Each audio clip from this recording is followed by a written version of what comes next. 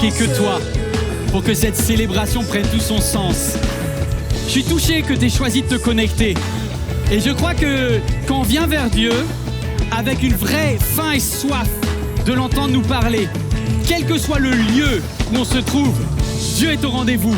Dans ce lieu, ici, à MLK, Dieu est présent. Mais là où tu es, dans ta maison, dans ton appartement, au travail peut-être, devant ton écran,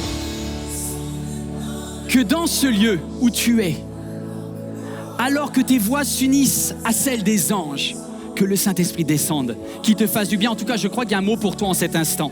Il y a un mot de Dieu. Partage ce message peut-être avec un ami qui en a besoin. Parce qu'il y a quelque chose de spécial quand on se communique, lorsque l'on se connecte, lorsque l'on parle à Dieu. Et Dieu est là, il va te parler. Alléluia. Nos voix s'unissent à celles des anges. Répands sur nous ton esprit, ta puissance. Oh Jésus, Jésus, Jésus. Tu nous as aimés le premier. Il a fait le premier pas pour nous. Est-ce qu'on peut lui rendre grâce pour cet amour si grand, si pénétrant? Comment sonder l'amour de Christ? Comment sonder la profondeur, la largeur, la longueur? Nous ne pouvons pas le faire. Et pourtant, cet amour se déverse sur toi maintenant. Il y a une parole pour quelqu'un. Tu te sens seul, tu te sens mal aimé. Et l'amour de Dieu vient te rejoindre maintenant, vient te percuter. Son amour est parfait. Son amour est vie. Son amour est puissance. Et on va le chanter.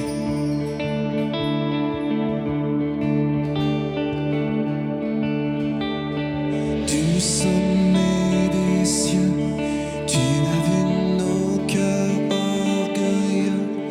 Nous étions loin, perdus dans l'ombre du péché.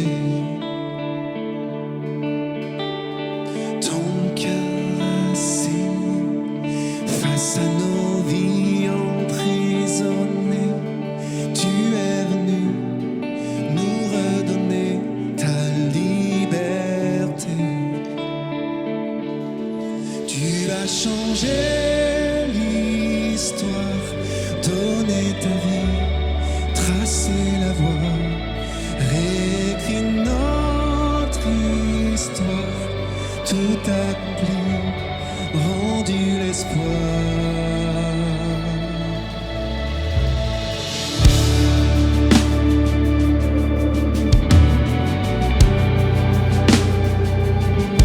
Merci pour ton parfait. Du sommet des cieux, tu as vu nos cœurs orgueilleux. Nous étions perdus dans l'ombre du péché.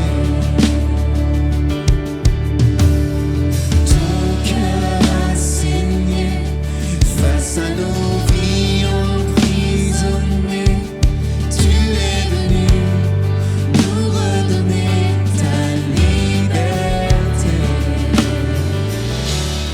Tu as changé l'histoire, donné ta vie, tracé la voie, réécrit notre histoire, tout accompli, rendu l'espoir. Tu as changé l'histoire, donné ta vie, tracé la voie, réécrit notre histoire, tout accompli,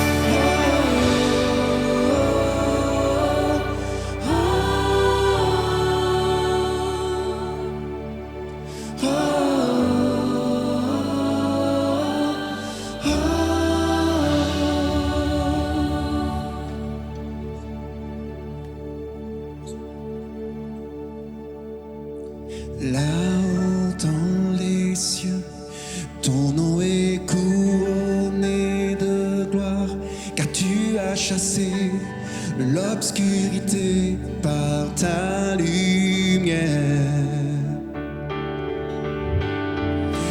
Ici dans ce lieu, nos voix célèbrent ta victoire. Tu t'es offert, unissant le ciel et la terre. Ton amour parfait a tout renversé, remporté la mort, le prouvé, gagné. Ton amour parfait a tout supporté, surpassé, bien prouvé, t'arrêter.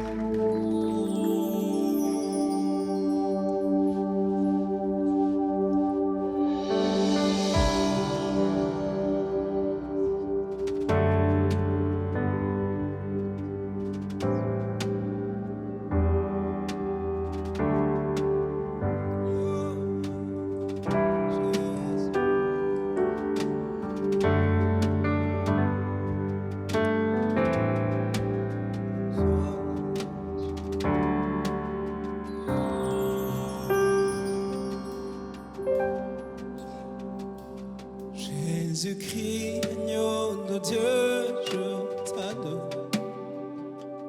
Emmanuel, Fils de Dieu, je t'adore.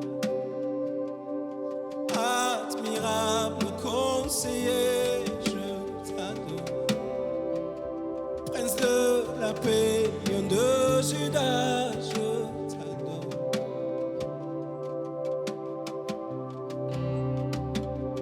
Tu es saint, tu es Dieu, la louange te revient, toi seul en est dit. Tu es roi, tu es Seigneur, toute la gloire te revient, toi seul en est dit.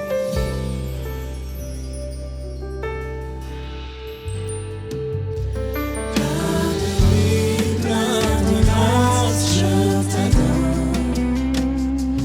Rédempteur merveilleux, je t'adore. Parole de Dieu, parole de lui, je t'adore. Puissant sauveur, libérateur, je t'adore. Tu es saint, tu es Dieu, la louange te revient, toi seul en est dit. Tu es roi, tu es Seigneur, toute la gloire te revient, toi seul en est dit. Tu es saint, tu es Dieu, la louange te revient, toi seul en est dit. Tu es roi, tu es Seigneur, toute la gloire te revient, toi seul en est dit.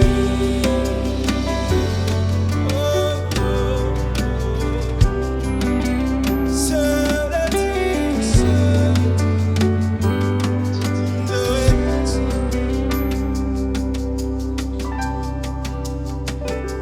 sois la louange de ton sujet. Tu es mon maître, je me soumets à toi. Sois la louange de ton sujet. Tu es mon maître, je me soumets à toi. Jésus, sois la louange de ton sujet. Tu es mon maître, je me soumets à toi. Sois la louange de ton sujet. Tu es mon maître, je me soumets à toi. Tu es saint, tu es Dieu, la louange te revient, toi seul en est digne. Tu es roi, tu es Seigneur, toute la gloire te revient, toi seul en est digne. Tu es saint, tu es Dieu, la louange te revient, toi seul en es digne. Tu es roi, tu es Seigneur, toute la gloire te revient, toi seul en es digne. Toute la gloire te revient, toi seul en es digne. Toute la gloire te revient, toi seul en es digne.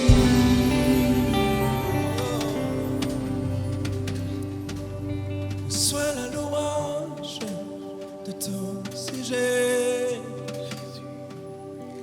Tu es mon maître, je m'en soumets à toi.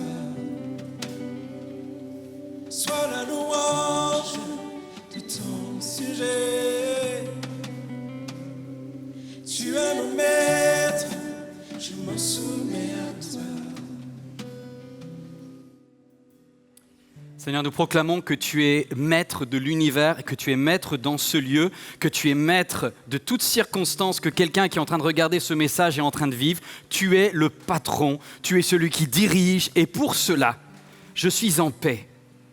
Et Seigneur, je te remercie pour une chose, parce que alors que je n'étais qu'un humain parmi d'autres, parce que tu as fait à la croix, tu m'as déclaré non pas seulement sujet du roi des rois, mais fils bien-aimé de Dieu. Je prie, je te célèbre parce qu'il y a ici des filles bien-aimées de Dieu. Il y a devant leur écran des filles bien-aimées de Dieu, des fils bien-aimés de Dieu. Vous pouvez reprendre place alors que la louange se retire. Vous pouvez dire quelque chose de gentil à votre voisin, à votre voisine, du genre « c'est tellement mieux quand tu es là avec moi ». Je suis honoré d'avoir une aussi belle personne. Pour vous qui êtes devant votre écran, vous êtes resplendissants parce qu'à l'intérieur de vous, il y a la gloire de Dieu. Waouh! Wow. Le message que je vais apporter est le dernier de cette série sur « ça peut vous arriver ». Et c'est toutes ces choses que j'aurais aimé savoir, mais que j'ai su trop tard. La bonne nouvelle, c'est que pour vous qui êtes là en train de suivre ce message, c'est pas trop tard pour comprendre que ça peut aussi vous arriver. La base, c'est qu'on est très fragile, donc c'est des messages où je suis obligé de me livrer moi-même en tant qu'être humain avec toutes mes limites. Comme vous, on est pareil, on a les mêmes luttes, les mêmes crises, les mêmes stress, les mêmes angoisses à affronter. Je vous ai parlé les deux premiers dimanches de comment gérer la rupture, le deuil, comment gérer une crise dans un couple. Et là, je vais vous parler d'une expérience que j'ai faite lorsque j'avais 33 ans et qui m'a beaucoup perturbé. Parce que je ne l'ai pas vu venir et je n'ai pas su comment gérer. J'ai mis plusieurs semaines, non, je crois plusieurs mois ou plusieurs années à arriver à comprendre ce qui m'arrivait. Et il y a un psaume de David qui en parle. Et je me suis rendu compte que David, qui était capable d'affronter un géant comme Goliath de plus de 3 mètres de haut, qui semble n'avoir peur de rien, il y a un moment où il a fait une crise d'angoisse. Alors, qu'est-ce que c'est qu'une crise d'angoisse ? Tant mieux si pour l'instant ça ne vous parle pas. Je ne suis pas en train de parler de la peur, je ne suis pas en train de parler du stress. Je suis en train de vous parler d'une crise de panique qu'on appelle crise d'angoisse. Il y a un terme médical là-dessus, et donc je vais demander au médecin Azadeh d'être là tout à l'heure et de nous aider à comprendre, dans une première partie, quels sont les symptômes, qu'est-ce qu'une crise d'angoisse, et deuxièmement, quelles sont les clés pour vaincre une crise d'angoisse. Donc le titre d'aujourd'hui, c'est « Vaincre une crise d'angoisse ». Et David, un homme incroyablement solide, physiquement dans son corps, dans son âme et dans son esprit, a été très perturbé par une expérience qu'il a faite.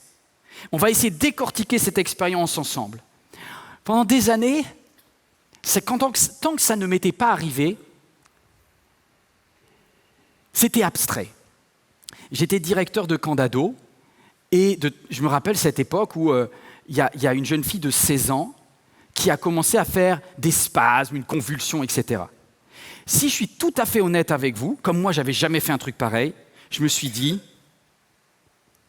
elle veut attirer l'attention.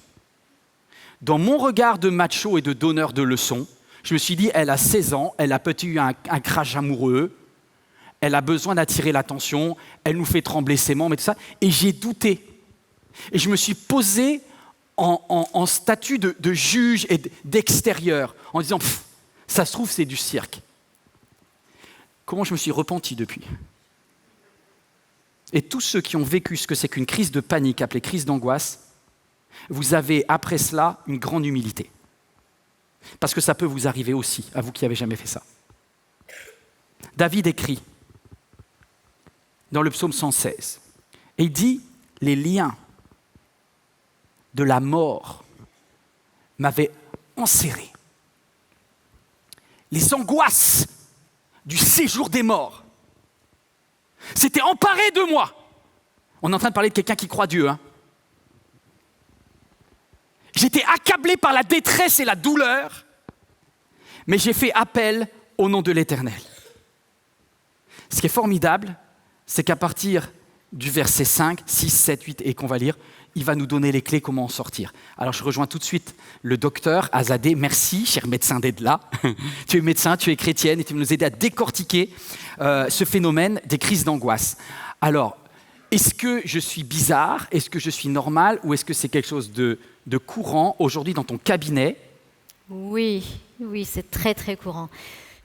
Peut-être plus d'un quart de mes consultations tournent autour de ça, voire même quelqu'un qui vient pour une pathologie lambda, carrément autre chose, un renouvellement de traitement, à un moment ou à un autre va me glisser qu'il ne se sent pas bien en ce moment et il va me décrire des symptômes, effectivement, de crise d'angoisse. Waouh! Une personne sur 4 dans ton cabinet. À peu près, voire même peut-être plus selon les périodes, puisqu'avec la crise sanitaire, effectivement, les choses se sont tellement aggravées que même à la rentrée scolaire, le corps médical a tiré vraiment la sonnette d'alarme sur le fait qu'il y avait une vague de problèmes mentaux en fait, qui allait arriver. Il y avait un problème de santé mentale qui était déjà pris place. Et les statistiques montrent quand même que 40% des jeunes entre 18 et 24 ans tout au long de cette année, ont éprouvé soit des troubles d'anxiété généralisée, soit la dépression, soit des pensées suicidaires ou de l'insomnie. Et c'est très grave, c'est énorme quand même, 40%. Waouh. Ça touche les jeunes, les vieux, il n'y a pas d'âge? Il n'y a pas d'âge. Les hommes, les femmes, pareil? Les hommes, 2 fois plus les femmes que les hommes, parce qu'il y a une espèce d'hypersensibilité chez la femme, c'est vrai. Mais il n'y a pas d'âge, il y a les jeunes. Et ce qui est triste, c'est de voir de plus en plus des enfants maintenant qui sont prises par ça, ou des personnes âgées. Récemment, j'avais une personne âgée de 70 ans, une mamie qui allait très bien, aucun antécédent de ce style dans sa vie, et qui pour la première fois me disait « mais je ne sais pas ce qui m'arrive ». Alors elle faisait le lien un peu avec la crise sanitaire, mais sans avoir la peur de la maladie, sans avoir la peur de voir ses proches, de sortir, mais juste paralysée par un « je ne sais quoi, je ne me sens pas bien et j'arrive plus à sortir ».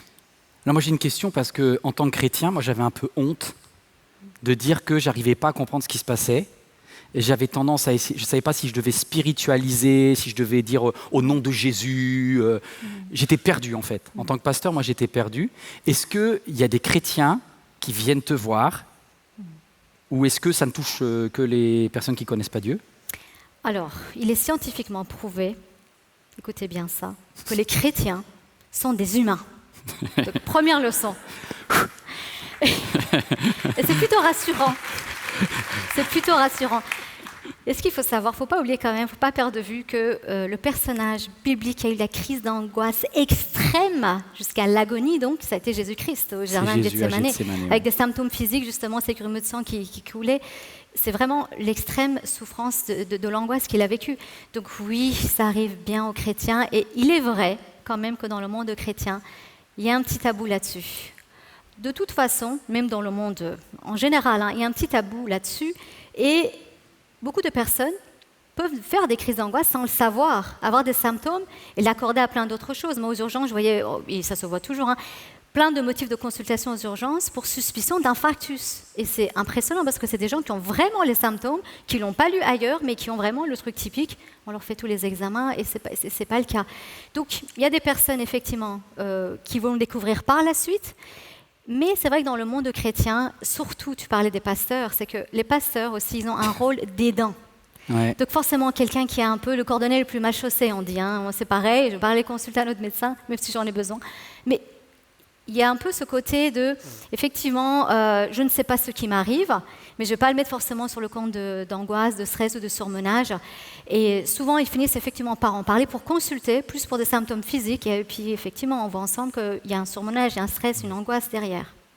Ben moi, je sais que c'était un tabou pour moi. Je n'avais jamais entendu parler. J'aurais rêvé d'entendre ce message, moi, avant. Et du coup, ce texte de David me fait du bien. On va l'étudier ensemble. On va étudier ensemble. Reste ici, Azadé. Je vais revenir vers toi tout à l'heure pour les... Je voudrais qu'on mette des mots sur les mots. Grand A, mettre des mots sur les mots. David commence son psaume 116, et ça c'est quelque chose que vous voyez tout le temps dans les psaumes, c'est une caractéristique biblique que je vous dis. Tous ceux qui aiment la Bible, vous allez retrouver cela. Quand David commence un psaume, la première phrase, c'est quasiment sa conclusion. Il commence par la conclusion. Et il dit, vous le connaissez parce qu'il y a eu plein de chants qui ont été écrits avec cette phrase, « J'aime l'Éternel, car il entend ma voix. Il entend mes supplications. » Et à partir du verset 2, il va confronter ce qui lui est arrivé. Donc là, la première phrase, c'est la phrase que tu dis quand tu vas mieux comme moi aujourd'hui. Mais maintenant, on va aller chercher qu'est-ce qui s'est passé. Il dit, à propos de Dieu, « Dieu a penché son oreille vers moi, et je ferai appel à lui toute ma vie. » Est-ce que ce n'est pas bizarre qu'ils disent « Dieu a penché son oreille vers moi ». Non mais attendez, Dieu qui est capable de faire des années-lumière, de traverser les galaxies à toute vitesse, pourquoi il a besoin de pencher son oreille? Donc en fait, ce n'est pas Dieu qui a penché son oreille. C'est pourquoi Dieu, le psalmiste a dû dire, c'est comme si tu t'étais mis tout près de moi, parce que lui n'avait plus de souffle. Première caractéristique, premier symptôme d'une crise d'angoisse, vous n'arrivez plus à bien respirer. Tous ceux qui ont fait une crise d'angoisse, un des réflexes, c'est de dire « ouvrez la fenêtre, vite ». Parce qu'il y a quelque chose dans le poumon qui se contracte, on essaye de respirer de plus en plus vite et ça respire mal. Et en fait, c'est très beau parce que quand il dit « il a penché son oreille vers moi », c'est-à-dire qu'il a senti que, à ce moment-là, Dieu faisait l'effort d'écouter chaque petit son. Alors je vais vous dire, c'est réel, je vais vous partager à cœur ouvert ce qui m'est arrivé le mois dernier. Il y a plusieurs éléments qui ont poussé à cela, et on va retravailler cela avec Azadé tout à l'heure. J'étais épuisé, surmenage, période de stress, j'avais problème d'estomac, etc. Je suis parti pour, soi-disant, prendre 2 jours au calme avec mon fils Ethan. Donc je suis dans une petite maison avec mon fils Ethan, il dort dans une pièce à côté, et à 2h30 du matin, c'est toujours un horaire pourri que ça arrive, je ne sais pas pourquoi, à 2h30 du matin, je me réveille, transpiration, je suis comme ça, j'arrive plus à respirer. J'ai la tête qui tourne, j'ai le cœur qui fait tac, tac, tac, tac, ça va pas. Je me dis, Yvan, calme-toi, ça va aller, ça va pas. Pour la première fois de ma vie, j'ai appelé le SAMU. Mais la honte que j'ai eue à taper le numéro, tu sais, tu tapes le 15, et là tu tombes sur la régulatrice des urgences. Bonjour monsieur, etc. Je dis, je n'arrive pas à respirer. Et la dame, elle vous fait, mais où est-ce que vous habitez monsieur? quel âge vous avez? Et là, je me dis, elle envoie les pompiers, la dame, ou quoi, là? Et là, elle me dit, ok, monsieur, c'est sérieux, je vous transmets un médecin. Purée, pourquoi ils n'ont pas envoyé le médecin direct, que tu vois? De là, il y a le médecin des urgences qui me dit, bonjour, monsieur, bonjour. Vous faites quoi dans la vie? Pasteur. Vous pouvez répéter? L'habitude gêne les autres, là, je dis pas bien. La honte de ma vie. Et là, après, il me fait un exercice. Des fois, c'est de la torture, les médecins. Il me dit, alors j'ai besoin, pour savoir votre problème de respiration, que vous comptiez au maximum. J'arrive à 5, entre plus. J'ai 1, 2, 3, 4, 5. Et j'ai cru que je passais au CP, les amis. Pour arriver à 20, j'étais au bout de ma vie. Et il a dit, ok, c'est sérieux, je vous envoie quelqu'un, donc les pompiers, le SMUR, j'ai pas trop compris, tout de suite. Je me calme, je reste sur la suite de l'histoire tout à l'heure. Et là, j'ai compris ce que ça voulait dire, les liens de la mort m'avaient enserré. À ce moment-là, j'ai des pensées, mais tout dans mon corps, mon corps il réagit bizarre. Mon âme, elle est en vrac, et mon esprit commence à dire des trucs c'est pas bon. Pas bon. Tu vas mourir, c'est fini, etc. Est-ce que quelqu'un a déjà vécu cet événement de confusion et de panique totale? Pour ceux qui ne l'ont jamais vécu, regardez ceci. Pour ceux qui sont épileptiques, fermez les yeux.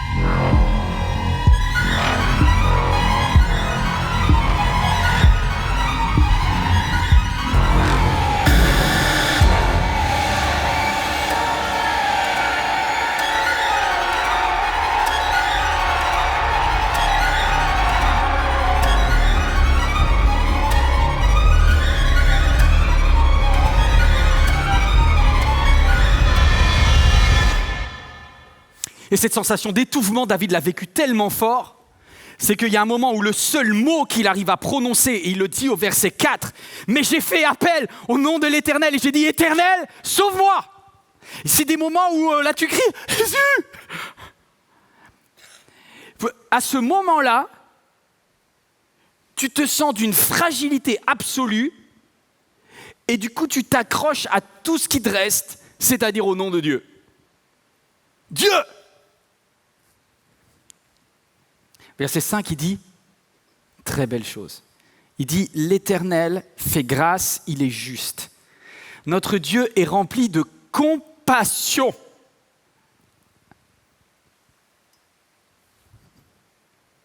Quand tu as l'impression de te noyer, n'oublie jamais une chose, que l'Éternel est de ton côté.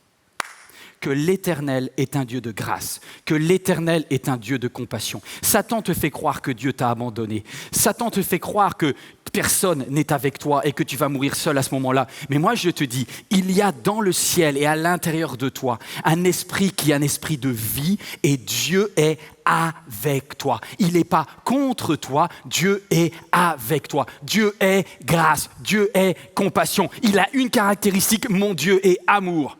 N'oublie jamais ça. N'oublie jamais, jamais ça.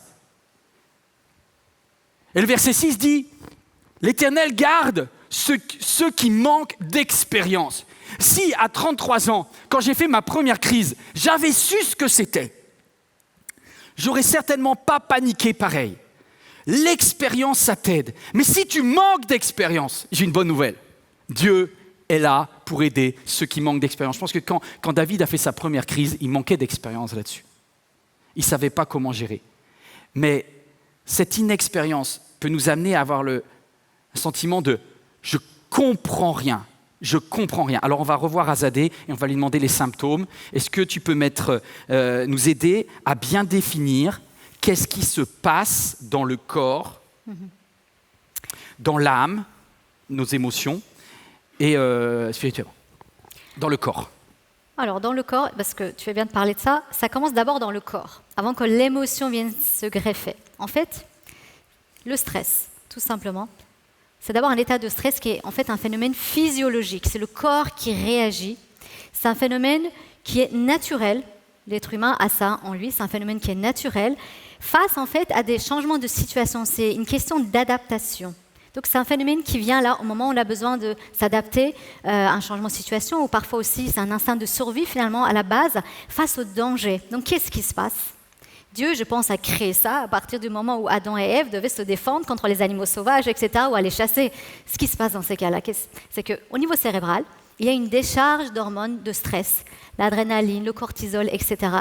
Et une fois déchargé, pour s'adapter à la situation dans laquelle on se trouve, ça peut être une réaction à une situation difficile aussi, tout simplement, parce qu'on n'a pas toujours encore, on n'a plus de lions autour de nous, sauf le lion rugissant dont tu parlais spirituellement, mais ce qui se passe, c'est que ces hormones vont déclencher tout type de réaction que tu as décrite tout à l'heure. Et Donc, ça...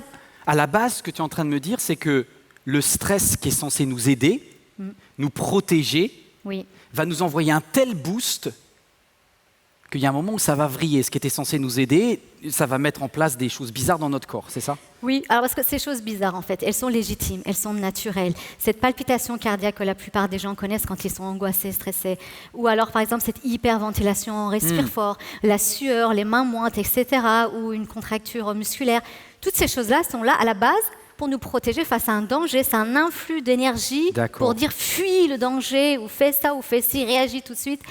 Donc, à la base, c'est pas quelque chose de mauvais. D'ailleurs, le stress, il n'est pas toujours mauvais, il peut être positif. On le voit quand il est au centre de nos réactions, par exemple, de recherche d'excellence, quand on passe un examen, etc., ou d'hypervigilance. Donc, il n'est pas toujours mauvais. Mais dans une crise d'angoisse, il bascule, il y a une surdose. Oui, en fait, c'est que le mental peut venir se greffer à ça en disant, et ça, c'est là où l'émotion vient en disant, il y a un problème, angoisse. Et on le tolère de moins en moins bien, et les symptômes grossissent au point de nous paralyser, comme tu le décrivais tout à l'heure. Là, ça devient pathologique. Et le stress, à force aussi, à force de répétition, à force d'intensité qui augmente, à force de chronicité, va devenir effectivement néfaste pour notre corps, pour notre mental. Et scientifiquement, même, il est montré par les imageries médicales qu'au bout d'un moment, c'est pour ça que c'est tellement important de se faire prendre en charge le plus rapidement possible. Et je suis ravie qu'on parle de ce sujet aujourd'hui. Parce que non seulement on peut être concerné soi-même, et puis on n'est pas à l'abri que ça nous arrive plus tard, mais il y a tellement de souffrances autour de nous. On est là aussi pour aider. Alors dis-moi, d'où ça vient l'âme ? Enfin, qu'est-ce qui gère nos émotions dans notre tête ? Alors, pour schématiser globalement, il y a ce qu'on peut appeler deux types de cerveau en nous. Il y a le cerveau qui est rationnel, le néocortex, et ça c'est le cerveau en fait qui analyse l'émotion, qui est l'air du langage, etc., qui prend les décisions. Sauf que c'est pas celui qui a le premier mot. En fait, il y a le cerveau qui est émotionnel. Ce cerveau émotionnel, il est composé, en fait, c'est vraiment le cerveau primitif, nos instincts primitifs avec l'hippocampe, et au centre, une toute petite chose, là, j'ai découpé un patient, là je vous ai ramené un morceau de son cerveau. Non, je rigole. Ah oui, c'est petit, quoi. Mais cette chose-là, c'est la taille d'une amande. C'est une amande là, que je viens d'amener, là. Ça a la forme d'une amande, c'est tout petit comme ça. Et c'est au centre, en fait, de notre cerveau émotionnel. Parce que cette petite chose-là, en fait, c'est elle qui nous tient. Donc une fois qu'on l'a démasquée, là, comme aujourd'hui, là, on va lui dire « tais-toi, tu te calmes ». Cette petite chose-là, c'est le siège de toutes nos émotions. C'est également un répertoire de nos souvenirs passés. Mais ce coquin, qu'est-ce qu'il fait ? Il fait le lien entre nos souvenirs passés et ce que nous vivons actuellement. Donc c'est lui qui fait le lien entre ces événements-là parfois. Et ce qui nous a joué parfois des tours dans le passé peut nous rattraper à cause de ce truc-là aujourd'hui. Et aussi, dernière chose, c'est que ce truc-là, toujours, il a la plus large connexion au reste du cerveau. Donc qu'est-ce qui se passe ? C'est lui qui envoie d'abord le premier l'influx. Donc l'émotion arrive avant même que, en fait, le cerveau rationnel ait le temps de dire ouf et de se dire non mais attends, calme-toi angoisse, calme-toi colère, calme-toi toute émotion qui dépasse l'être humain finalement. Il n'y a pas de danger, il n'y a pas de lion, il y a pas de, tu vas pas mourir. Et c'est ça qui nous joue des tours. Et justement, cette partie-là, à force de répétition, de facteurs traumatisants, de stress, d'angoisse, etc., ou de dépression qui s'installent, peut, aux imageries, j'allais le dire tout à l'heure, s'hypotrophie, ça veut dire devient petit. L'hippocampe devient petit, par contre, La petite amande, là, elle grossit. En fait, elle est tellement traumatisée, nos émotions étaient traumatisantes que ça... Elle se stimule, voilà, elle est de plus en plus stimulée, donc elle va s'hypertrophier. C'est pour ça que la personne qui vit une anxiété chronique va être bien sûr de plus en plus à fleur de peau, de plus en plus ça crée irritable, des phobies, etc. ça devient de plus en plus fréquent du coup. C'est ça, et donc c'est le cercle vicieux finalement. Mais la bonne nouvelle, c'est que les scientifiques ont aussi remarqué une chose, c'est que autant ça pouvait régresser d'un côté ou s'hypertrophier de ce côté-là de l'amygdale, mais avec le temps, quand il y a effectivement rémission, quand il y a effectivement amélioration, traitement, suivi, etc., et ben c'est également la seule zone du cerveau qui est capable de se régénérer et de fabriquer d'autres neurones. Waouh. Alors, on va voir ça tout de suite. Grand 2, comment vaincre une crise d'angoisse. Comment reprendre le dessus et remaîtriser ton corps, ton âme et ton esprit quand tout est en train de s'affoler à l'intérieur. Alors on va lire ensemble le verset 7 parce qu'à partir du verset 7, il y a carrément un manuel très simple de voici ce que David a fait pour retrouver un état normal. Il dit retrouve le repos mon âme. Déjà, il parle à son âme. Il dit car l'Éternel t'a fait du bien. Oui, tu as délivré mon âme de la mort, mes yeux des larmes et mes pieds de la chute. Je marcherai devant l'Éternel au pays des vivants. Hop, le moral remonte là. J'avais confiance, même quand je disais je suis plongé dans le malheur. Dans mon angoisse, je disais tous les hommes sont des menteurs. Et au verset 12, il dit mais maintenant comment pourrais-je rendre à l'Éternel tous ses bienfaits envers moi? Vaincre une crise d'angoisse, grand A, retrouver le calme. La première clé hyper importante, c'est retrouver le calme. Mais pareil, dans ton âme, dans ton corps et dans ton esprit. Retrouver le calme, c'est que tu as le droit de parler à toi-même. Regarde ton voisin, ta voisine, toi qui es devant en direct, tu ne peux pas le faire, mais tu lui dis, tu as le droit de te parler à toi-même sans devenir dingue. Dis-le, parce que quelqu'un qui se parle à lui-même, on dit, il est perché quand même. Et si jamais il en doute, il n'a qu'à lire les psaumes. Parce que David dit, mon âme bénit l'Éternel. Impératif. Mon âme n'oublie jamais aucun de ses bienfaits. Et là, dans ce texte, il dit à lui-même, il dit, mon âme, calme, retrouve le calme. Retrouve le calme. En fait, en tant qu'être humain, il y a quelque chose qui te distingue des animaux. C'est que tu as l'autorité sur tes émotions. Tu as la possibilité de dire, je choisis de prendre cette émotion et de la bloquer. Parce que ça me fait du mal. Tu as la possibilité, c'est toi qui es chef de ton corps, de ton âme et de ton esprit. Waouh! Et vous allez me dire, mais j'arrive pas. Est-ce que toi, tu as réussi quand tu étais à 2h30 du matin, là, en train de... Bon, j'avoue, ce que j'ai fait, c'est que j'ai tapé sur YouTube, louange, crise. Oh, ça m'a fait du bien. Lorsque tu rentres dans la louange, tu es en train de nourrir ton âme. Lorsque tu rentres dans la louange, elle retrouve le calme. Parce que tu te rends compte que le secours,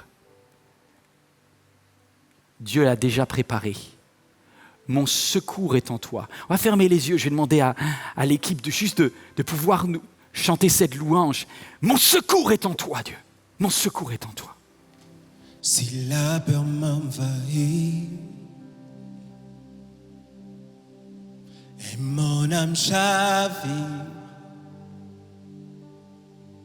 Créateur de la vie, mon secours est en toi. Si mes larmes ruissellent et que mon pas chancelle, Créateur de la terre, mon secours est en toi.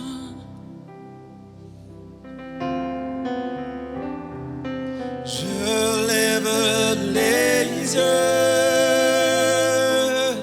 vers les hauts sommets. Toi seul est mon Dieu. Je proclamerai. Toi seul est ma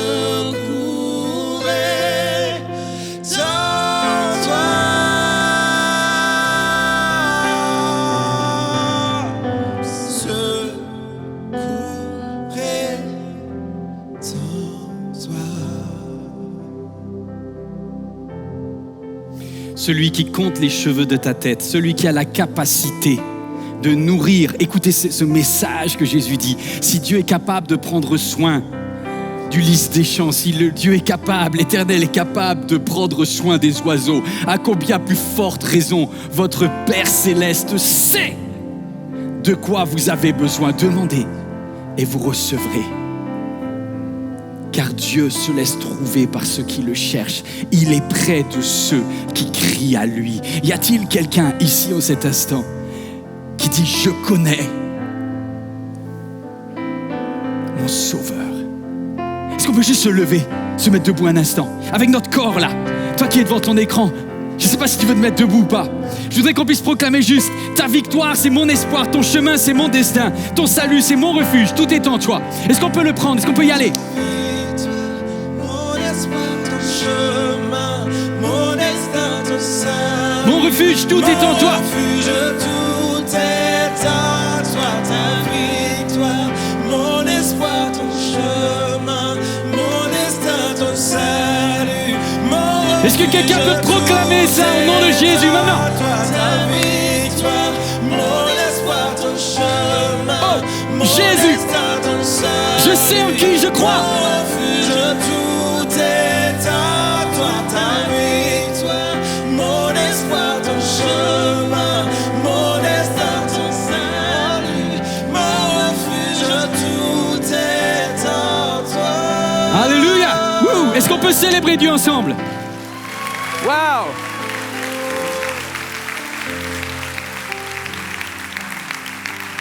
Tu as plus d'autorité que tu crois. Regarde, si je te dis à ton corps maintenant de s'asseoir, vas-y, fais-le. Regarde s'il t'obéit ou pas. Eh ben, assieds-toi alors. Non mais, je vous dis la vérité, ce jour-là, j'étais persuadé que je ne maîtrisais plus rien. J'étais persuadé que mon corps ne réagissait plus. En fait, j'étais allongé, j'arrivais plus à respirer. Et quand le médecin des urgences m'a dit « Monsieur, je vais vous demander de faire un effort, vous allez vous lever. » Je lui ai dit « Mais il est malade, le monsieur. Il m'a fait compter jusqu'à 20 déjà, j'étais au bout de ma vie. Et là, il veut que je me lève alors que j'ai des vertiges. Mais là, je vais mourir. » Il me dit « De toute façon, il va falloir que vous ouvriez aux pompiers. » Bon, c'est pas faux. Bon, je me lève. Les pompiers, heureusement que je n'étais pas vraiment en train de mourir parce que je serais mort. Ils ont mis 17 minutes à arriver. C'est pas grave. Je leur en veux pas. Peut-être qu'ils savaient. Je me suis levé. Et là, il s'est passé un truc gênant. Je vous le dis, c'est très gênant parce que je me suis levé, la tête tournait, mais au bout de, je sais pas moi, 30-40 secondes, j'ai senti un mieux-être. Je ne dis pas que j'allais bien. J'ai dit que j'allais mieux. Mais 3 minutes plus tard, j'allais mieux. Et 6 minutes plus tard, j'allais mieux. Non mais vous dites amen, mais c'est la honte. Parce que au bout de 17 minutes,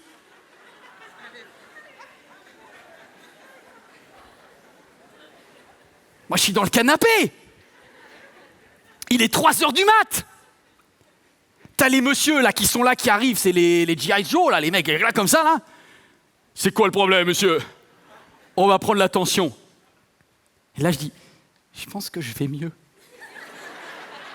Mais tu vois, j'étais presque à dire, Seigneur, fais que j'aille moins bien. Parce que là, je passais pour un guignol. Mais un guignol. Tu sais, il y a des moments où tu pries et quand Dieu, il exauce tes prières, t'es mal derrière. Parce que tu peux plus te plaindre après. Et là, j'y allais trop bien. Je leur dis, mais vous savez, hein, il y a 15 minutes, j'étais mal, là. Et là, il me dit, mais monsieur, quand même, vous allez plutôt bien. Là. On a pris les constantes, bon, un peu de tension.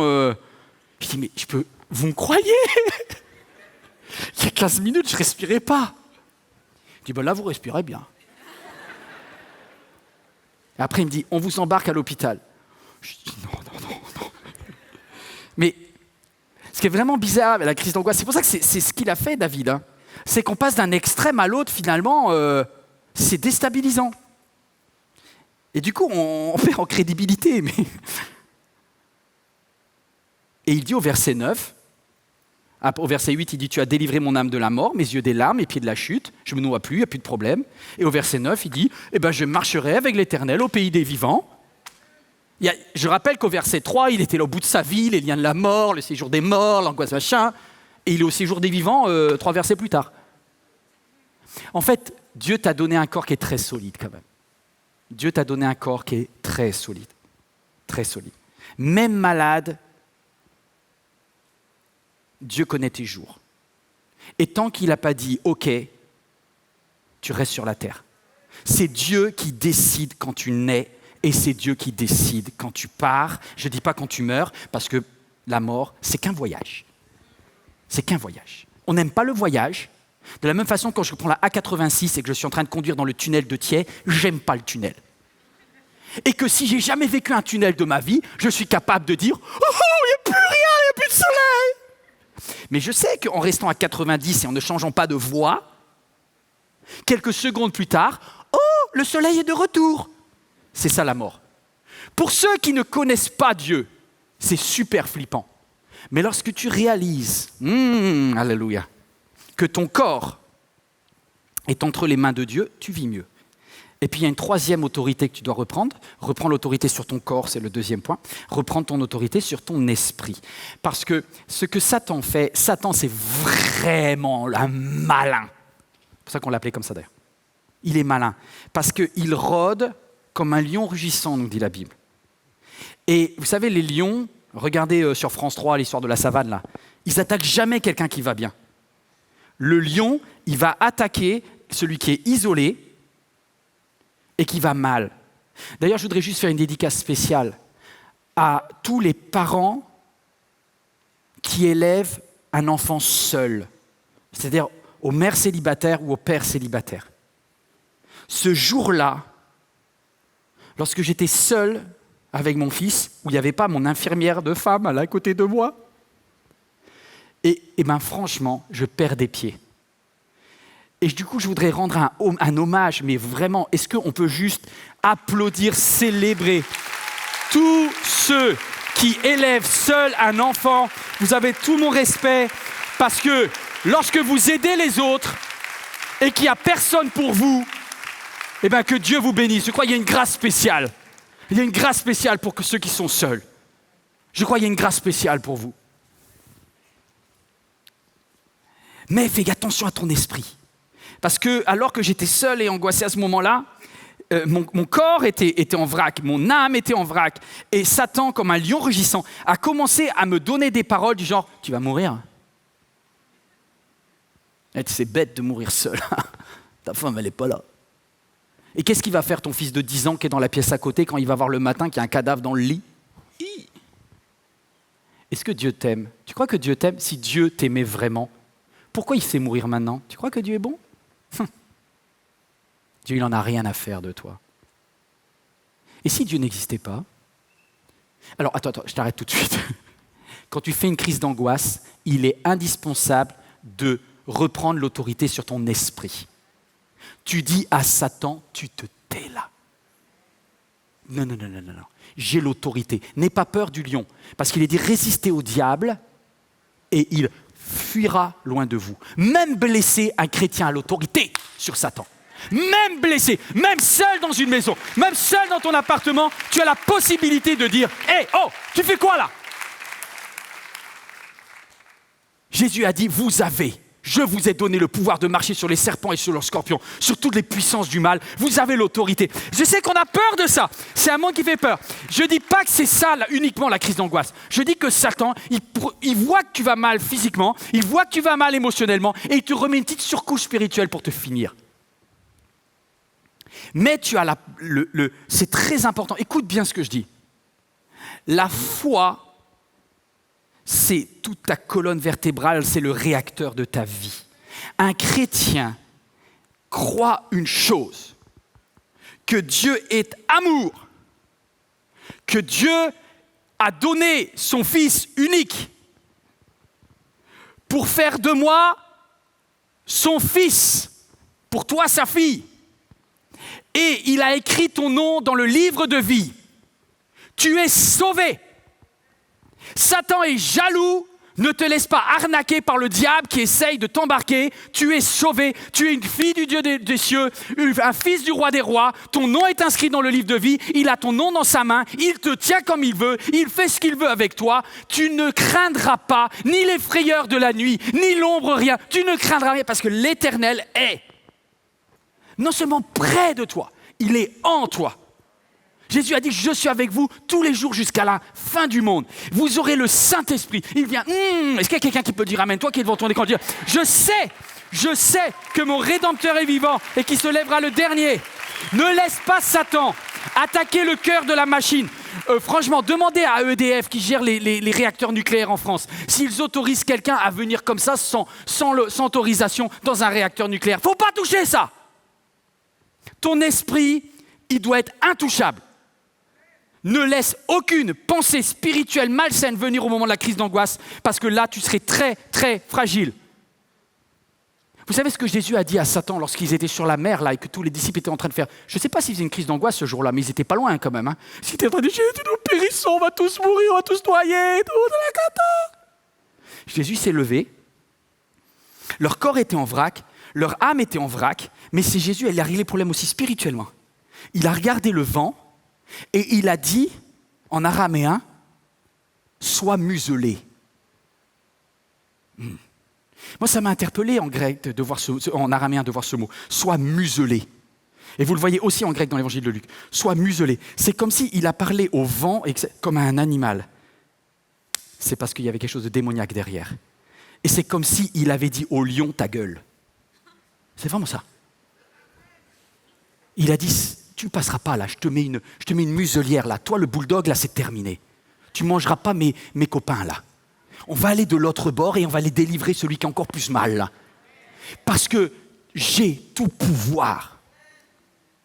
Tout pouvoir m'a été donné depuis le Père, dit Jésus.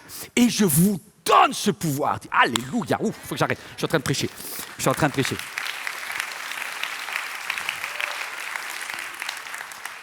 Est-ce qu'il y a quelqu'un qui craint la mort? Ouais, je sais que vous n'allez pas lever la main parce que vous êtes chrétien, vous n'avez pas le droit de lever la main. Je sais qu'il y en a qui craignent la mort. Vous voulez que je sois honnête avec vous? J'en ai parlé à mon pasteur Éric Dufour. De 2013 à 2018, pendant 5 ans, j'ai été déstabilisé par des peurs de la mort, tout en étant pasteur. Ouais, mais Yvan, ça veut dire que tu ne comprends pas qu'après la mort, on va au ciel. Ouais, mais je ne sais pas, il y avait un truc dans ma tête. Ça buguait. J'ai vu un verset extraordinaire. Vous voulez que je vous le dise, vous tous qui avez des angoisses sur la mort? Jésus nous dit, Hébreux chapitre 2, verset 14, il a repéré ce problème-là. Et il a remarqué que les enfants de Dieu avaient ce problème. Et il dit, puisque ces enfants qui ont en commun la condition humaine, lui-même lui aussi a partagé de façon similaire. Ainsi, par sa mort, Jésus a pu rendre impuissant celui qui exerçait le pouvoir de la mort, c'est-à-dire le diable. En fait, le diable, jusqu'à la croix, il a un pouvoir de mort sur les êtres humains qui est flippant. C'est vrai. Mais il s'est passé quelque chose ce jour-là à Jérusalem. C'est que ça a mis un peu de temps, parce que ça a commencé le vendredi où Jésus est décédé, mort, jusqu'au dimanche matin où il est ressuscité. Ça lui a pris 3 jours pour cartonner le plus grand ennemi, c'est-à-dire la mort. Mais au bout de 3 jours, il a mis le diable et la mort KO. Il l'a mis KO. Et quelle est la conséquence? La conséquence, c'est le verset 15. Pour délivrer. Oh, j'ai crié un peu fort là, mais tant pis. Pour délivrer tous ceux qui étaient réduits à l'esclavage durant leur vie par la peur de la mort. C'est-à-dire que tu n'es pas le seul. Il y a des hommes et des femmes qui croient en Dieu, qui sont sauvés, mais Satan arrive à les manipuler, à nous embrouiller, pour nous faire douter.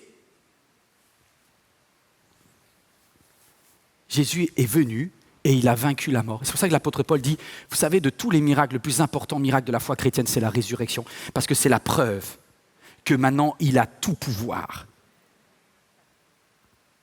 Vous savez, c'est beau.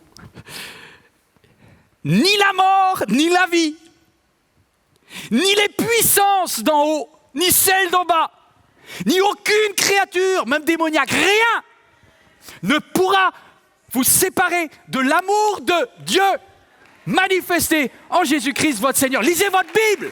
Lisons la Bible. C'est extraordinaire. Lorsque je vois ce texte, je dis, mais en fait, à la base, quand tu comprends que l'amour de Dieu nous aime c'est ce que je vais faire, je vais prendre la Sainte Seine avec vous qui êtes en train de regarder ce message. Quand tu prends le pain et que tu dis, il a été brisé, c'est le corps de qui a été brisé? C'est celui de Jésus. Il a été brisé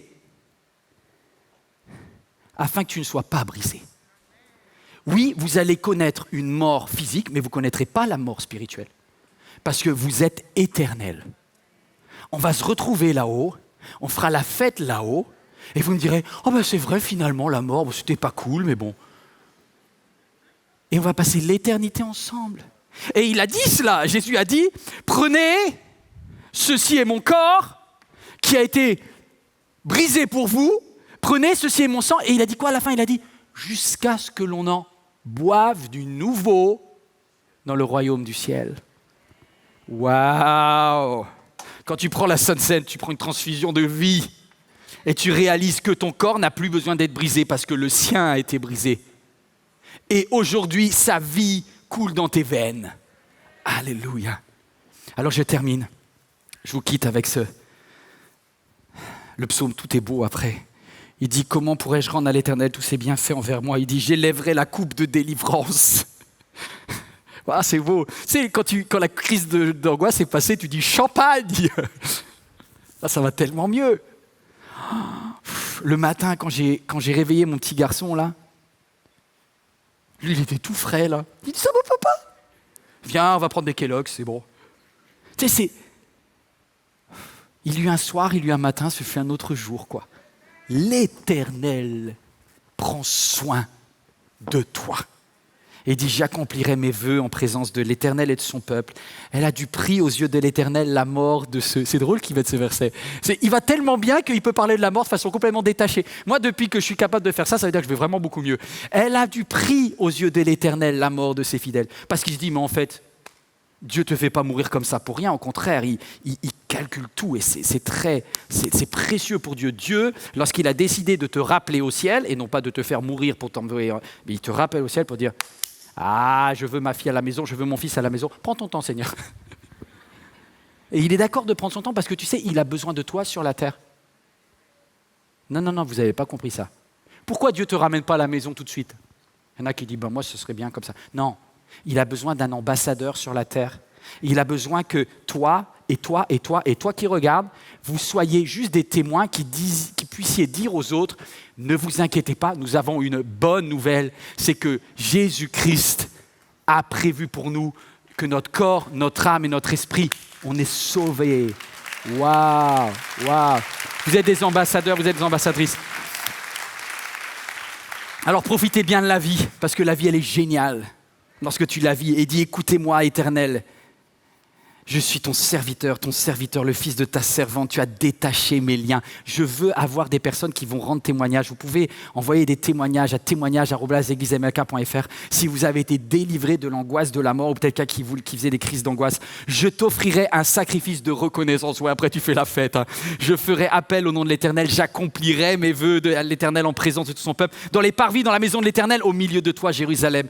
Plus de 2000 ans après, c'est la fête, mes amis, c'est la fête. Mais je vais aller voir mon médecin. Parce que j'ai le droit à une consultation gratuite, je ne sais pas si vous avez compris, donc je vais en profiter. Je prépare la carte vitale. Allez, Azadé, pour terminer, juste, est-ce que tu peux nous dire un petit peu les clés, les bons réflexes à avoir? Tout à l'heure, tu nous as donné les symptômes. Avant qu'on se quitte, c'est les bons réflexes, c'est-à-dire, d'un point de vue du corps, qu'est-ce que l'on peut faire de bien? Oui, alors les bons réflexes existent. Et les bons réflexes, effectivement, améliorent vraiment les choses, y compris au niveau cérébral, en fait. Les bons réflexes peuvent installer des habitudes et jouer sur cette plasticité cérébrale dont je vous parlais tout à l'heure. Hein. C'est pour vous dire qu'on peut même, effectivement, changer au niveau physiologique, notre cerveau. Donc, il y a vraiment un pouvoir, comme tu le disais, qu'on a en notre possession. Moi, les conseils que je donne, évidemment, sont basés sur la médecine. Je suis convaincue, évidemment, que la médecine fait du bien, les possibilités thérapeutiques également. Mais c'est pour ça que j'ai toujours cette Bible-là avec moi, parce que c'est mon ordonnance, c'est mon Vidal de référence. Wow. Ce dont je m'inspire vraiment, c'est cette parole, parce que tout ce que la médecine d'aujourd'hui, la science d'aujourd'hui peut pratiquer, exercer, dévoiler, améliorer, quand on considère tout ce qui a déjà été dit là-dedans, et que vraiment, effectivement, ça a déjà été annoncé, ça a déjà été dénoncé, et que David, dont tu parlais justement, a été pour moi vraiment un modèle de psychothérapeute que Dieu exerçait de par sa propre expérience, à éprouver, à expérimenter, à le mettre par écrit pour nous aujourd'hui, c'est tout à fait la vérité. Et c'est pour ça que je me base aussi là-dessus, parce que la science d'aujourd'hui fait du bien, mais seul, à mon sens, le Créateur qui a créé le corps et l'âme peut vraiment guérir ces deux aspects de notre vie. Bah oui, c'est clair. Dis-moi, qu'est-ce que moi, dans mon hygiène de vie, je peux changer pour mon corps? Après, on verra pour l'âme, pour mon corps. Déjà, aimons notre corps. C'est essentiel. Le corps, la science appelle ça des mesures hygiéno-diététiques. Il y a des mesures à prendre pour notre corps. Effectivement, respecter son sommeil, respecter son alimentation, bien manger, bien dormir, faire de l'activité physique, s'abstenir de tout ce qui peut être toxique et excitant, comme abus d'alcool, de tabac, de café, etc. C'est pas bon pour le corps. Donc déjà, en prendre soin. Parce que j'avais une patiente justement à qui j'ai demandé le secret de sa longévité de 90 ans, mais également sa forme physique, et qui m'a dit, vous savez quel est le secret, madame?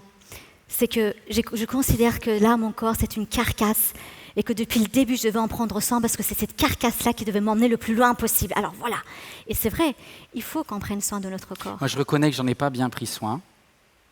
Et si je suis tout à fait honnête, puisqu'il n'y a que quelques-uns qui nous regardent, mais j'ai essayé, déjà, je dormais mal, je ne dormais pas assez, j'avais beaucoup de stress. Et le soir de la crise d'angoisse, la première fois que ça m'arrivait en 2013, j'avais mangé super tard et un plat super lourd. En fait, j'avais mangé une méga raclette. Et est-ce qu'il peut y avoir un lien entre ma raclette et ma crise d'angoisse? Oui, je pense qu'il peut y en avoir. C'est vrai. Il peut y en avoir. D'accord. Parce que dans la mesure, effectivement, après avoir mangé un bon repas, l'estomac remonte, évidemment, appuie sur le diaphragme et donc sur le cœur. Et donc le cœur, il peut un peu s'emballer en fait. Donc il se peut très bien qu'il y ait eu une espèce de phénomène physique qui a fait que ça a provoqué un stress physique et finalement une angoisse psychique parce que tu avais évidemment emmagasiné beaucoup de stress aussi auparavant. L'estomac est lié au cerveau. Alors on appelle tout le tube digestif le second cerveau, figure-toi. Parce qu'au niveau du tube digestif, il y a des récepteurs de la sérotonine qui est l'hormone en fait de la régulation d'humeur. C'est les mêmes récepteurs qu'on a au niveau du cerveau. Donc les personnes qui ont une sensibilité le savent très bien. Une personne dans un cadre d'angoisse ou de stress, par exemple, va avoir une diarrhée ou des maux d'estomac d'ailleurs. L'ulcère d'estomac existe. Les deux sont liés, d'accord. Les deux sont liés, tout à fait. Wow. Donc en gros, si je prends bien soin de mon alimentation, de mon sommeil, ça réduit fortement déjà les facteurs déclencheurs. Tout à fait. Il faut aimer son corps. Et je dirais, au-delà même d'en prendre soin avec ces aspects qui sont finalement logiques, il y a aussi le fait de, je dirais, de l'aimer et de le bénir. Et l'amour parfait bannit la crainte, nous dit la Bible. Ça, c'est la note spirituelle que je donnerais aussi à cet aspect du corps que l'on doit aimer. C'est que quand ces symptômes arrivent, moi, c'est comme ça que je le considère. Le corps humain, il est merveilleux. C'est une machine d'une perfection incroyable. Donc, très souvent, justement, quand on sent les symptômes arriver, on les fait grossir nous-mêmes. Vous savez, ça devient comme... On nourrit... En fait, il y a des personnes qui font des crises d'angoisse, tombent dans un cercle vicieux. En fait, ils ont une espèce de vision unique où ils alimentent en fait leur angoisse par d'autres pensées angoissantes et catastrophiques. Là, l'âme fait caisse de résonance du coup. Tout à fait. Et en fait, on en vient, effectivement, c'est comme un bébé. Plus on le nourrit, plus il grandit. Et ben, la peur, l'angoisse, c'est la même chose. Plus on va le nourrir, plus ça va nous dépasser. Mais en fait, il faut réaliser que finalement, ces symptômes, c'est quoi? C'est notre corps que Dieu nous a donné, qui à la base, effectivement, nous dit « je vis ». Le cœur qui bat, les poumons qui, même s'ils les oppressent, c'est qu'ils vivent. Ils sont là pour nous. Et c'est un temps aussi de se dire « je bénis mon corps ». Je n'ai pas peur de mon cœur, je n'ai pas peur de mes symptômes finalement. Ils m'appartiennent. Ça prouve que mon cœur est vivant et comme tu l'as dit, le Créateur ne nous laissera pas mourir suite à une tachycardie, etc. Et c'est comme l'ombre chinoise finalement. Une petite lumière, un tout petit objet devant, vous pouvez lui donner la forme que vous voulez. D'un cœur, d'un monstre, mais si c'est un monstre, effectivement, qu'est-ce qui se passe? Vous allumez la lumière, ça se projette au mur, au plafond, sous un aspect monstrueux, terrifiant. Il suffit d'éteindre la lumière, il n'y a plus rien. Wow. Et souvent, nos pensées, c'est ça. Il suffit d'éteindre l'interrupteur. Il C'est suffit une de dire belle image, stop, comme disait David.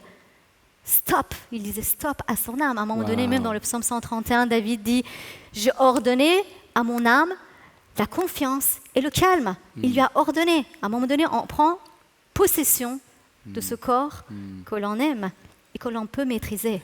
Et du coup, quand mon corps gère bien mon âme, j'apprends à diriger mon âme. Est-ce qu'il y a des thérapies? Dans quelques instants, on va prier. Si tu veux bien, je voudrais qu'on prie pour toutes les personnes qui sont en train de regarder ce message et qui disent oh là là, ça me parle, c'est important. Est-ce qu'il existe des thérapies? Est-ce qu'il faut se confronter après est-ce qu'il faut éduquer son âme? Est-ce qu'il y a des thérapies qui fonctionnent? Oui, alors l'âme aussi, de son côté, n'oublions pas qu'il faut en prendre soin, au même titre que le corps. D'accord. Il faut bien nourrir l'âme, par exemple. On peut avoir une malnutrition de son âme, une malnutrition spirituelle. Ça dépend de ce qu'on regarde, de quoi on la nourrit. Est-ce qu'on regarde des choses anxiogènes? Est-ce qu'on écoute des choses? Est-ce qu'on fréquente Il faut arrêter de regarder des crashs d'avion, des choses comme ça. Par exemple, effectivement, la rirothérapie est merveilleuse, tout simplement. Il faut avoir effectivement une bonne hygiène aussi au niveau de son âme. Ouais. Et d'ailleurs, prescription biblique, Éphésiens 4 nous dit quoi? Quand Paul dit « Ne vous inquiétez de rien, mais la paix de Dieu qui surpasse toute intelligence viendra », qu'est-ce qu'il dit juste après? Mais il donne la solution. Mais pourquoi, comment? Il dit « Portez vos pensées vers ». Et là, il donne tout. Il donne là. Alors là, c'est la prescription numéro 1, numéro 2, à volonté à exercer. Ouais. C'est tout ce qui est vrai. Portez vos pensées vers tout ce qui est vrai, tout ce qui est honorable, tout ce qui est juste, tout ce qui est pur, aimante, etc. Donc, il y a effectivement une bonne hygiène spirituelle à avoir. Mais effectivement, il y a aussi des thérapies qui sont mises en place par des vrais professionnels. Attention à qui vous allez voir. On ne confie pas à n'importe qui la chose la plus précieuse que l'on a, à savoir son âme. Ouais, il faut aller voir vraiment des professionnels avisés. Et il y a notamment 2 choses. Alors, je donnerai moi plutôt 4 clés. Il y a effectivement, il existe la thérapie cognitivo-comportementale. Il y a aussi la méditation qui se pratique. Et c'est formidable parce que ce sont 2 choses, effectivement, qui peuvent avoir des sources bibliques. Qu'est-ce que c'est? La thérapie cognitivo-comportementale, c'est les pensées et puis le comportement qui vont suivre par la suite. Tu parlais de ce qu'il faut affronter. Quand on est accompagné, effectivement, les thérapeutes, ils vont essayer de trouver les facteurs déclenchants. Quelles sont les causes de ces angoisses répétées? Ça peut être plein de facteurs, ça peut être effectivement des traumatismes. On n'a plus de micro. J'ai plus de piles. Bon. Ça peut être effectivement les traumatismes passés, ça peut être des facteurs environnementaux, sociaux, si on est au chômage, si on a la crainte effectivement d'un perte d'emploi, de son couple, etc. Tout ça s'explique. Il peut y avoir des facteurs constitutionnels. Donc chercher les sources, les sources du problème.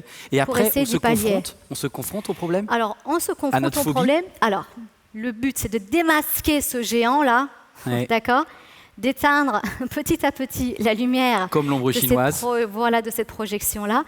Et après de dire, bon, maintenant, vous êtes capable, par exemple dans les cas de phobie, de transport, etc., faites des petits exercices. C'est des petits exercices à faire. Et parfois, il y a des thérapeutes qui accompagnent même la personne, c'est les patients, pour aller faire un bout de trajet, etc. etc. Mais essentiellement, ce qu'il faut savoir, c'est qu'il n'y a pas, souvent, il n'y a pas une raison très valable. C'est un peu notre imagination qui s'emballe. Et il y a une pyramide de Maslow qui a été décrite qui est formidable parce qu'en fait, ça parle de nos besoins primaires. Il y a des choses en nous, dans l'être humain, qui répondent à ces besoins primaires. Et en fait, il s'avère que l'être humain est pris aux 2 angoisses primordiales. Il y a 2 peurs en fait, qui reviennent sans cesse et contre lesquelles il faut lutter. C'est la peur de l'échec et de la dévalorisation. Donc, oui, cette performance, etc. Et tout. Le pourquoi derrière je veux. Et aussi la peur de ne pas être aimé, d'être rejeté. Donc, quand on arrive à creuser ces choses-là, quand on arrive à identifier la personne, le choix, les exigences qu'on s'est mis un peu derrière, ça aide. Et Souvent, moi, ce que je dis à mes patients, c'est effectivement, on essaie de trouver la cause et puis lui dire, mais est-ce qu'il ne faut pas lâcher prise sur telle chose? Parce qu'on se rend compte finalement, la chose, elle nous tient esclaves, elle joue avec nous. Est-ce que ça en vaut la peine? Wow. Est-ce que ça en vaut la peine de vouloir absolument négocier avec un collègue, de vous montrer qu'on a raison, alors que tous les soirs, on rentre énervé, angoissé, etc. La peur de l'affronter le lendemain, plein de choses comme ça. Et il y a aussi la méditation. La méditation, il faut faire très attention, quel type de méditation? Parce qu'il y a vraiment un peu de tout dans ce domaine-là. Il y a un type de méditation qui est la méditation en pleine conscience. Et en fait, c'est très basique, c'est très simple, c'est une espèce de prise de conscience de soi, c'est de l'introspection. C'est ce que faisait David quand il dit « Sonde-moi, ô Dieu, et connais mon cœur ». Tout à fait. Quand il dit, voilà, éprouve-moi et connais mes pensées, Wow. il parle, David, là, la traduction, c'est vraiment les pensées alarmantes. Wow. Les pensées dans son amygdale là, qui fait ding, ding, ding, ding, ding, urgence, urgence, problème, face à tout ce qui le terrifiait, l'angoissait, la menace de mort, de maladie, de tout ce que vous voulez. Effectivement, David répondait à ça, en fait. Il s'asseyait avec son Dieu, il méditait. Et donc, le psychologue David disait, connais mes pensées. Montre-moi ce qui entre moi, en moi, est en train de me tromper quelque part. Et conduis-moi, toi, ô Dieu. Jésus-Christ est le meilleur psychiatre et psychologue que je n'ai jamais rencontré. Et je le recommande. Et souvent, ce que je dis à mes patients, de façon très pratique, qu'ils soient chrétiens ou pas, c'est n'ayez pas peur. N'ayez pas peur. Combien de fois cette parole est écrite dans la Bible? 365 fois, il est écrit « N'ayez pas peur » ou « Ne vous inquiétez de rien ». Une fois par jour. Une fois par jour, pour toute l'année. Et les années bissextiles, on fera un effort, d'accord? Dieu ne savait-il pas qu'on en aurait tellement besoin? À chaque jour suffit sa peine, il a dit. N'anticipez pas trop votre lendemain. Les thérapeutes disent aussi, parfois on essaie trop d'anticiper les choses à venir. Et la méditation, cette prise de conscience de soi, c'est de vivre l'instant T. Cet instant-là, maintenant. Ok. Il y a aussi 2 autres clés que je donnerais. C'est l'automotivation et les pensées positives, appellent ça les psychologues. De quoi il s'agit? C'est exactement de ce que disait David. Bénis l'Éternel, mon âme. Ouais, c'est de l'automotivation. N'oublie aucun de ses bienfaits. Et David avait cette capacité de répondre à son amygdale alarmante, gling, gling, gling, gling, qui lui ramenait peut-être des choses au passé, des échecs ou autres, ou des peurs présentes en faisant le lien. Il le contrecarrait avec ses bonnes expériences. Et il répétait les mêmes choses. Vous lisez les psaumes, il répète toujours les mêmes choses. C'est toi qui as fait, c'est toi qui as délivré le peuple d'Israël, etc. Il répétait la même chose. On doit faire la même chose. On doit même tenir par écrit certaines choses. Moi, c'est ce que je fais. Certaines fois, j'écris des promesses, j'écris des choses. Je dis ça, là, il faut que je m'en souvienne. Il faut que je me le redise. Quand mon âme me trompe, il faudrait que je vienne lui rappeler cette chose-là. Ah, c'est bon. C'est bon. C'est très, très bon. Bon, on a du travail. 4e chose, dernière chose, qui est aussi très pratique, et ça concerne tellement aussi le monde biblique et de l'Église, c'est l'empathie. Dans le monde médical, il a été prouvé qu'une pratique médicale centrée sur les relations humaines améliore la santé mentale. Donc en gros, il ne faut surtout pas s'enfermer quand on a des crises, parce que souvent quand la phobie est là, on a honte, et on se tourne sur soi-même. Et toi, tu nous dis qu'il faut faire l'inverse, il faut aller vers les autres, c'est ça? Exactement. Parce que justement, c'est le cercle vicieux. Et c'est vraiment même spirituel parce qu'on tourne en rond avec ses propres pensées, on reste même paralysé. C'est impressionnant comment ça peut gâcher des vies, comment ça peut faire tomber dans des phobies, comment ça peut faire échouer les gens dans leur destinée, dans leur métier, dans leur couple, dans leur vie de famille. Donc on reste parfois enfermé dans un système de pensée. Et à un moment donné, il faut briser ce cercle. Et briser ce cercle, et il existe justement des thérapies de groupe dans certaines associations, ça se pratique, où effectivement, on s'entraide et on va mieux, on va de l'avant. Et à mon tour, je dois aider quelqu'un d'autre parce que le maintien de ma santé mentale va rester là-dedans. Et Jésus même n'a-t-il pas dit, il y a plus de joie à donner qu'à recevoir. Tout est dit. Tout est à mettre en pratique aujourd'hui. Ce sont des choses simples, profondément bibliques. Et si je devais conclure juste par une chose, c'est vraiment cette puissance extraordinaire que nous pouvons avoir par l'Esprit de Dieu. L'Esprit de Dieu qui nous a créés. On parle de esprit, âme et corps. Voilà la conclusion pour rassembler les trois. Pour moi, l'Esprit de Dieu vient fortifier. Amen.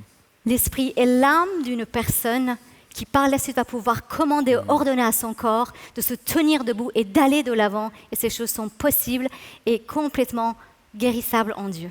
Tu ne le savais pas, mais c'est magnifique. Le verset que j'avais choisi pour cette série, c'est 1 Thessaloniciens 5, verset 23, que le Dieu de paix vous garde parfaitement esprit, âme et corps. Amen. On va prier. Seigneur, je te prie pour une personne qui en cet instant est en train de se dire « Waouh, en fait, je ne suis pas fou, je ne suis pas folle. » Seigneur, je te prie pour que en cet instant, la paix de Dieu vienne atteindre son corps, vienne atteindre son âme et vienne atteindre son esprit. Je crois qu'en cet instant, pour quelqu'un qui est en train de faire ce pas, tu agis maintenant. Au nom de Jésus. Amen. Amen. C'est génial d'en parler, c'est génial que ce sujet ne soit pas tabou. Merci Azadé, médecin, d'être venu. Waouh, que Dieu te bénisse, c'est top, c'est top. N'hésitez pas à envoyer vos sujets de prière. Vous pouvez également appeler, il y a une ligne, un numéro de la ligne qui s'inscrit sur votre écran. Vous pouvez appeler chaque dimanche, voilà, ça s'inscrit le numéro. Merci à vous tous et à vous toutes qui, MLK, on essaie d'être pratique. On essaye de faire que les messages de la Bible, qui sont entièrement bibliques, vous avez vu, on a étudié un psaume entier aujourd'hui, le psaume 116, mais c'est profondément biblique, nourrissant. N'hésitez pas à le partager. Si jamais ça vous a touché, vous, tant mieux, mais peut-être vous pouvez le partager à un ami, à une amie qui en a besoin. Gardez pas ça pour vous, soyez remplis d'empathie, faites du bien à quelqu'un. Merci aussi à chacune et à chacun qui choisit de nous aider par vos finances en fait. Par vos finances, nous aider à pouvoir distribuer ce message d'amour, ce message de paix qu'est l'évangile, la bonne nouvelle. Vous pouvez faire un don sur jeveuxdonner.fr. Vos dons, ils font la différence. Ça nous aide, vos dîmes, vos offrandes, ce que vous faites là, vous semez pour le royaume de Dieu, c'est juste excellent. Et puis je voudrais aussi saluer et remercier chaque personne qui dit, c'est pas seulement ponctuel. Moi, je veux m'inscrire dans la durée, même si c'est un petit montant, je m'inscris dans la durée en disant, je veux être partenaire de l'église MLK. Je ne sais pas si c'est votre église principale, vous avez peut-être votre église, bénissez votre église, mais vous pouvez dire, voilà, cette église, elle fait du bien. Et je fais un petit geste pour dire, voilà, que cette bonne nouvelle puisse se répandre partout, en France, en francophonie, en aussi grand nombre que le Seigneur appellera, que des personnes soient bénies. En tout cas, moi, je suis très heureux, en tant que pasteur de cette église MLK, je vais avoir le droit des vacances. Je vais avoir quelques semaines de vacances. Alors du coup, je suis super content parce que j'ai prêché sur la crise d'angoisse et hop, je pars en vacances derrière. Vous allez me manquer, vous allez être bien chouchoutés pendant ces quelques semaines qui viennent. Je pense qu'il va y avoir notamment les prédications il y aura des baptêmes, les prédications de Stéphanie Rieder qui va venir, on a Luc Dumont qui vient. Il y a un très très très bel été qui arrive. En tout cas, merci pour votre fidélité et je voudrais dédicacer un dernier chant avant de vous quitter. Et c'est Gaspard qui a accepté. Gaspard, mon ami, tu as écrit un chant et ma seule question, viens, approche-toi du micro, c'est est-ce que toi, tu as fait des crises d'angoisse? Ah oui, j'ai eu des crises d'angoisse. Wow. D'ailleurs, le chant Mon Père, je l'ai écrit en particulier dans des moments où j'étais particulièrement angoissé, beaucoup de peur. Mais dans ces moments d'angoisse, dans ces moments de peur, Dieu m'a rassuré, il est venu à moi me disant, je suis ton Père. Quand tu pleures, quand tu cries, quand tu as peur, c'est moi qui accours. Wow. Je suis là, cesse de pleurer et marche la tête haute, je suis à tes côtés. Et tu as écrit ce chant, c'est Il m'aime, on va se lever, vous qui êtes devant votre écran, ça va s'afficher, les paroles. C'est tellement beau, ce chant, ce genre de chant, il se crée au milieu de l'épreuve. Et aujourd'hui, tu vas le célébrer, tu vas proclamer parce qu'il m'aime. Alléluia.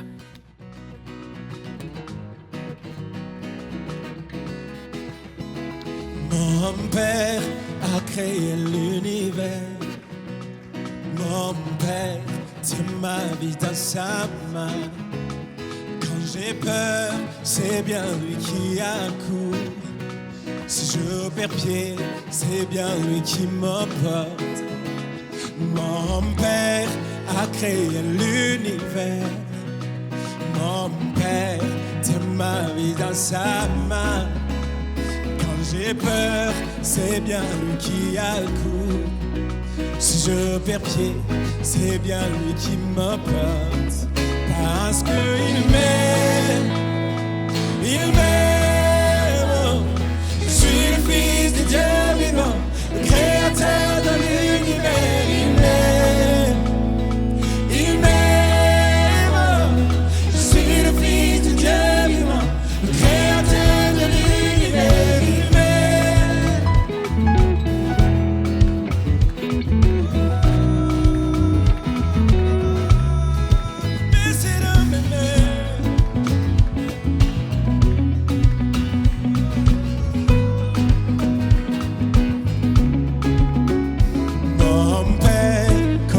toutes mes souffrances. Mon Père connaît toutes mes angoisses. Quand je crie, il dépasse son armée. Et si je pleure, c'est bien lui qui m'abat. Mon Père connaît toutes mes souffrances. Mon Père connaît toutes mes angoisses. Quand je crie, il dépasse son armée. Et si je pleure, c'est bien lui qui m'abat.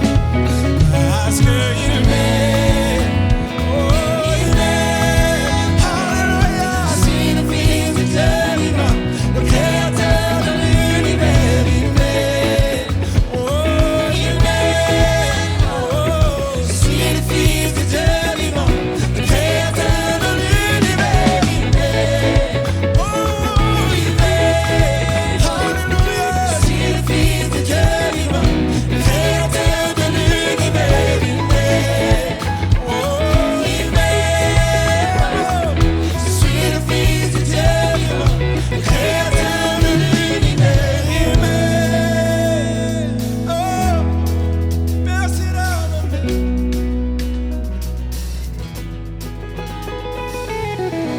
Je cesse de pleurer, je cesse de pleurer. Je marche la tête haute, je saisis la victoire. Mon Père est devant moi, mon Père est mon soutien. Si tout lui appartient, alors je n'ai plus peur. Je cesse de pleurer, je cesse de pleurer. Je marche la tête haute, je saisis la victoire. Mon Père est devant moi, mon Père est mon soutien.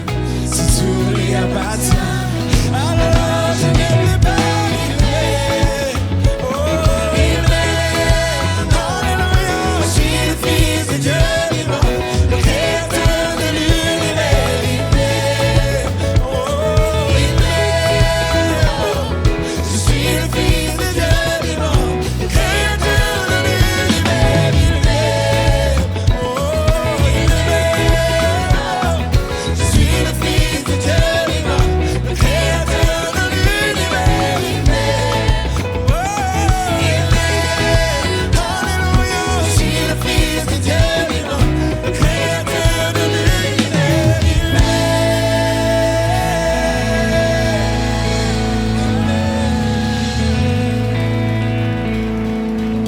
Il L'amour de Dieu est sans variation et il nous aime d'un amour éternel. Tu peux dire à ton voisin, Dieu t'aime.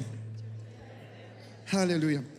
On a une bonne nouvelle pour vous. Je ne sais pas si vous avez eu l'occasion de le découvrir, mais la chaîne MLK Musique est lancée. C'est parti. Vous pouvez retrouver les meilleurs moments de louange qu'on a vécu depuis le confinement et puis petit à petit, des extraits, des moments particuliers qu'on vit ici avec vous à MLKGP vont être mis en ligne et des chants nouveaux, des nouvelles compositions de l'église. Priez pour ça et surtout, vous cliquez pour vous abonner, vous partagez autour de vous, vous faites vos petites playlists et puis la chaîne va grandir, on va voir ce que ça va donner. Mais on est convaincu que ça va bénir la communauté et plus que la communauté. Amen. Allez, on termine ensemble. Car avec Dieu, rien n'est impossible. On chante de tout notre cœur. Par toi, je peux tout accomplir. Je peux vraiment tout, car c'est toi qui me rend faux. Non, rien n'est impossible. Par toi, les yeux sont ouverts, les liens sont brisés. Oui, je vis par la foi. Non, rien n'est impossible.